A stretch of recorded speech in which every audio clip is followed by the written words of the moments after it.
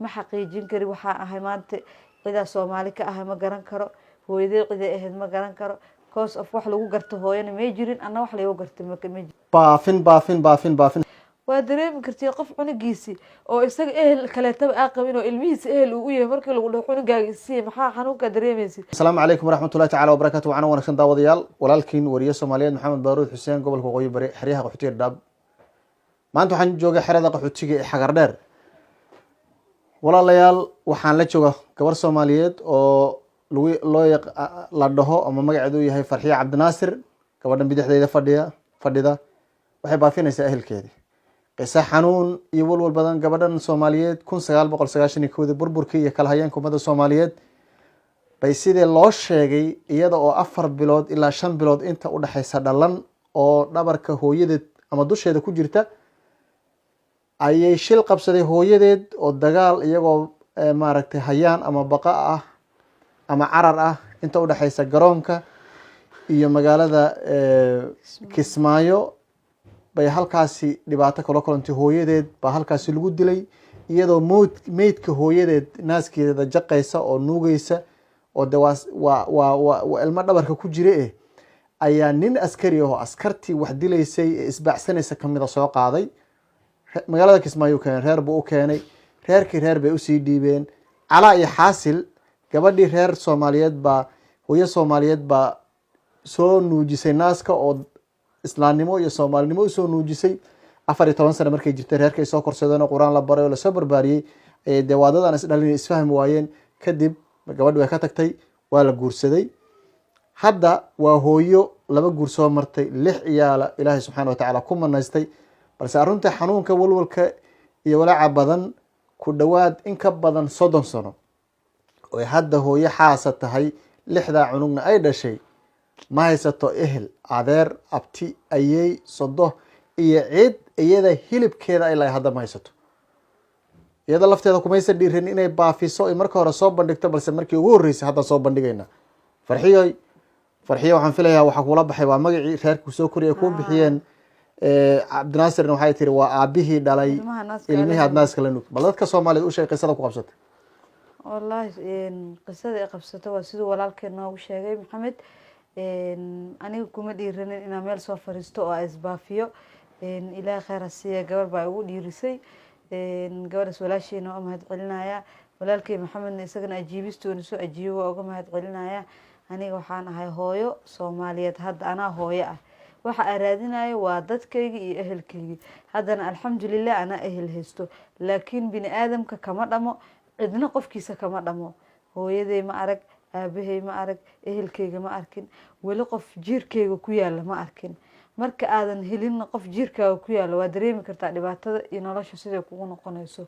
cunuga adiga aad dhashay cunuga aadan dhalin isku dareen hataa kuma oo adiga ana hadda waa dareemay hooyaa noqday kayga haduu maanta dhan qaylinayo waxa laga yaabaa inaana dhibsanin cunugiido haduu ugu qayliyo wax yar isagoo si kasta ii wanaajinayna halaas yarka aad dhibsado marka qofkii ka waran ku soo koray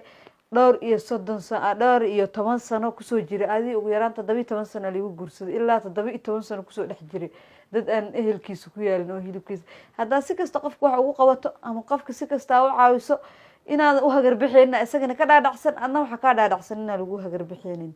tan jirtaa waxay tahay qof walba qofkiisa kama maarmo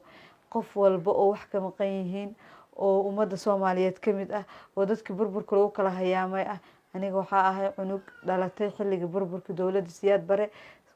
1991 afgambigi dawladdi hooyaday waxay dhimatay ayadoo qaxayso sidee ku dhimatay ma sheegi kari aniga waxa ahay qof sheekada looga sheekeeyo oo kaliya ah ma xaqiijin kari waxaan ahay maanta cidaa Soomaali ka ahay ma garan karo hooyaday ciday ahayd ma garan karo cause of wax lagu garto hooyana ma jirin anna wax lagu gartay ma jirto oo anigina waxa ahay cunug yar oo 5 bilood dhalan hadda cidna ma qiyaasi ka dhaxata inaan noolahay sababtoo ah waxa la qiyaaseen cunuga hooyada dusha ku wada haday dhimatay la isma oran karo cunugi waa nool. marka qof walba oo muslim ah oo ama maqlay sheeko inuu qof reer hebel ah uu ka dhumo qofkaasito waxa ka codsanaya si naxariis ku beegantaa inay ila soo xiriiraan codsi bay iga tahay mar walba waa ogtihiin qofka markuu dumar yahay nolosha kaligiis markay soo marto way adag tahay hadda qurbaha marka joogtiina ka calaacashin dadka qurbaha joogta waxay dhahaan qurba joogaanahay ilmihii saan ah waana lagu dayacay noloshiisa qofka qariibta ha ka waramo oo aan weligiis la kulmin qof ehelkiisa ah oo weligiis aan arkin qof naxariis u galo oo weligiis arkin adiga hadda waxaa laga yaabaa inaad 10 sano ama ehelkaaga 5 sano ka soo maqan tahay aa qurba aad tagtaa calaacalayso noloshiisa qofka qariibnimo kusoo dhamaysta 30 sano ku gaari ka waran oo maanta isaga hooyo cunugiigu weyn ani 12 sano jiraa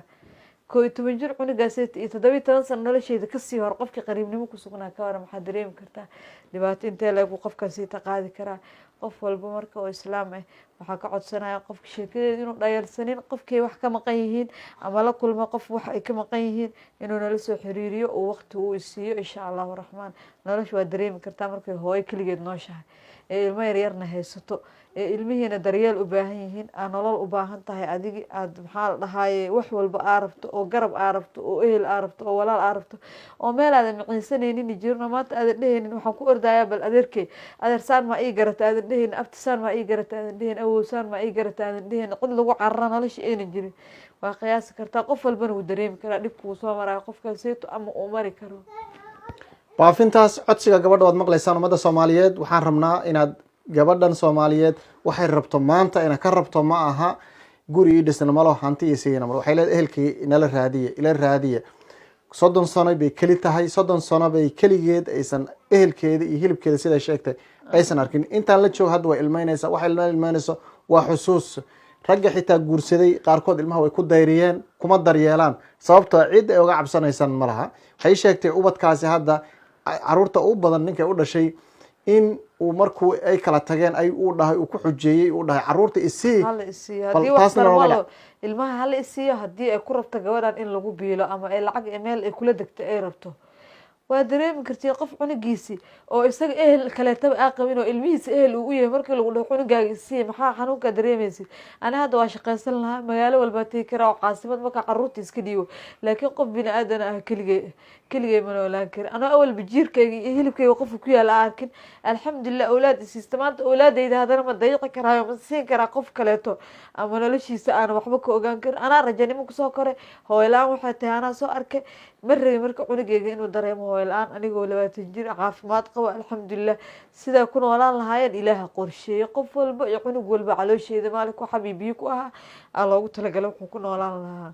ونولانا بإذن الله الباري ونجينا اسكديبو أما أقفك لا أنسيو أو أنا أسكر حستو أو أسكور وريجو waxaa ii siinaynin damiirta ah marka abtigay u tagaayo ama guri ehelkay leeyahay aad tagaayo ama adeerkay aad tagaayo uu idhaha adeerkay niyadii ii dhisay laakiin marka ilmahayga kasoo tago caawa aan xanuunsado qofku ugu soo leexanayo ma jirto ilmahayga laakiin waxaa xasuustaa hadda maanta dhig liga qabto hooyo ma xanuunsado cunug walba igama kortagayo haddaba walaalka Soomaaliyeed walaashay iyo walaalka Soomaaliyeed ee daawanhayo ehelkaada qaraabadaada aqribadaada qabiilkaada jifadaada hoose degmada deginta iyo guriga aad joogto ma ka maqan yahay qof qaxii Soomaaliya ma lagu waayay runtii aniga shakhsiyan dad cid kasta qof ka maqan aniga xitaa gabar baa iga maqan laakiin ma aha gabar iyada weyn baa dhuntay qof kasta Soomaali qof ka maqan waxay ahayd saqiir waxay ahayd 5 bilood sida sheegtay hooyadeeda oo meeyda laga soo kor qaaday adiga haddaba qof ma ka maqan yahay ma ogtahay qof raadinay farxiye waxay diyaar u tahay in maaragtay dhacaanka DNA-ga laga qaado qof kasta soo hebsada inay la kulanto qof kasta oo qof raadinay inay qanciso oo la qanciyo ayadana way u baahan tahay waxa intaas u dheer dhag hadalka Soomaalidu waad garanaysaane ay ku dhag hadlayaan oo ma tol bay leedahay ma dad bay ka dhalatay iyo waxyaabahan ay Soomaalidu ku hayaan ba ka sii daran walaalayaal waxaan codsanaynaa muuqaalkiina sheegaraysan muuqaalkiina sii gudbisaan muuqaalkan aan ku caawino walaasheen in ay ehelkeed ku hesho waxa intaas u dheer waa gabar iimaan leh waa gabar runtii diinta baratay oo iimaan iyo qanaacad badan ay ka muuqato waxa la ii sheegay dadka aqoonta u waliba ugu soo xiray in nolosha gurigeeda ay baaba'ta hadda gurigan aan hawsha ku sameynayna kaadi maaha caruurta iyada ay dhashay baan kala xishoonay in hooyadeed oo hintooda iyo waxan iyo nolosheeda ay caruurtu dareemaan